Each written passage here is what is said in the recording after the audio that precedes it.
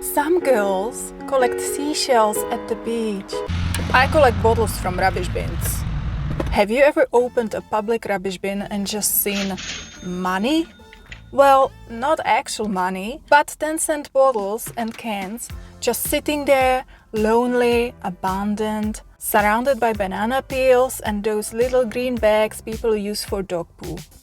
I have heard plenty of Aussies say times are tough, everything is so expensive, life in Australia is getting impossible. And look, I get it. Rent is insane and I'm so grateful that I do not have to pay it. Groceries cost more than a night out, and don't even get me started on the price of cacao powder. You want a banana smoothie? You better work. But if things are so bad, why is nobody bothering to cash in those refundable containers? It's like throwing coins into the bin. And you may say, it's just 10 cents, what can you buy for 10 cents? Nothing. Well, we in Czech Republic have a saying, dobrá hospodyňka pro pírko I přes plot skočí, which means that a good housewife jumps over a fence for a feather. Do you have a similar saying in English? So I started wondering, could someone actually survive or at least make lunch money just by collecting these things? Could a homeless person earn enough for a hot meal at the end of the day just by rummaging through bins? Naturally, there was only one way to find out. So one Sunday I gave it a go. I spent 6 hours collecting refundable bottles and cans from around town. Why Sunday? Well, I thought. Weekend parties, busy parks, full bins, no rubbish trucks yet.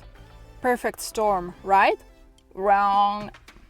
Some bins were completely empty. I am talking suspiciously empty, like someone had already been there before me. What company collects rubbish on a weekend? Other bins were so full that I refused to dig too deep. And some were just right. But no matter the bin, one thing stayed consistent: the smell. Old beer, cigarette ash, mystery liquid. By the third hour, my whole van reeked of it.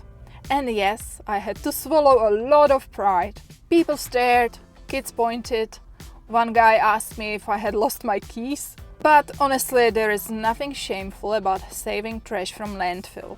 Now, here is where it gets clever. Or at least that's what I thought. Before I started, I visited the local recycling station and saw these special pop-up collection bins. So of course I grabbed two, 20 bucks each. Because why would I work hard when I can work smart? I set them up where I knew people drank the most and recycled the least. Local fishing spots. One of them I put on this fishing platform and it was stolen within a week. I didn't even get a photo of it. The other lasted 1 week longer. I was hoping they would at least return the investment, but no. Faith in humanity not restored. Shame on you, you filthy little thieves! I hope your beer is always warm. By 2 p.m. I was over it. My hands were sticky, my van stank, and I hadn't even made decent money yet. So I headed to cash it all out. And just as I was about to wrap it up, something good happened. A local guy who heard about my experiment showed up with a mountain of bottles. Faith in humanity restored. Well, a little bit. In total, I made $28.60, and 12 of that was just from that one guy. Not gonna lie, I was disappointed. I thought I would make at least 50 bucks. But it got me thinking, if the refund was higher, maybe 25 cents or even 50, people would treat it differently. You wouldn't throw away a 50-cent coin, would you? While I was doing all this, I was thinking, what if someone worked at the tip collecting these bottles every day? They would probably make decent money just off what others toss out. And the universe responded with its own kind of humor, and I got a call from the skip truck company. I didn't even have an interview, they just asked me 3 questions. What experience I have driving trucks? Why did I quit my last job?